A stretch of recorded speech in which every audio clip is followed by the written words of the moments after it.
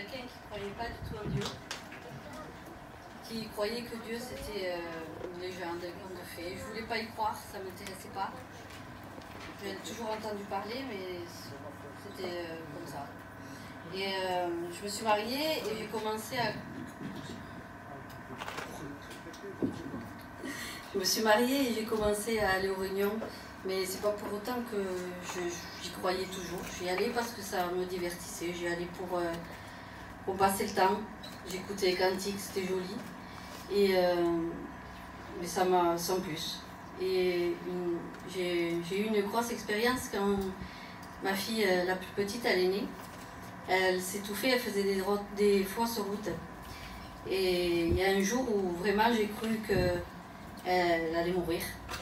Elle s'était étouffée la nuit et pour moi, le lendemain, c'était ses dernières heures.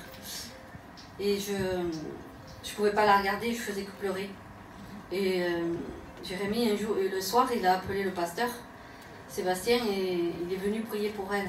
Et en même temps, il a prié pour moi. Et au moment où il a prié pour moi, j'ai senti quelque chose de sortir dans moi, ça m'a fait comme une paix, une grande paix en moi.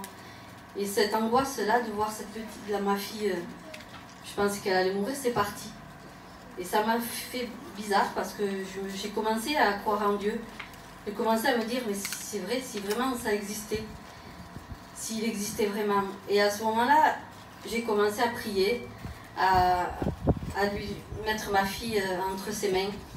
Mais j'ai été aux réunions, je priais, mais c'était surtout parce que j'avais peur. J'avais peur parce que je me disais, si je ne vais pas aux réunions, si je ne prie plus, elle va peut-être recommencer à s'étouffer, l'angoisse va revenir. Et donc du coup j'ai continué comme ça. Et quand elle a grandi, j'ai arrêté d'y aller. Parce qu'elle avait été grande, j'avais plus de crainte. Et puis la vie a continué. J'avais toujours des doutes, j'y croyais, mais sans plus, c'était pas pour moi. Et ma fille, la grande, Joy, elle a eu une grosse expérience. Et c'est là que j'ai compris vraiment que Dieu était grand. C'est là que vraiment que Dieu existait. Et quand elle a eu besoin, vraiment, j'ai prié pour elle. J'ai recherché Dieu parce que je me suis dit, si elle vit cette expérience, c'est que vraiment il y a quelque chose. Alors je me suis mis à prier, à rechercher Dieu chez moi. Je l'ai rencontré en priant toute seule chez moi, devant un cantique.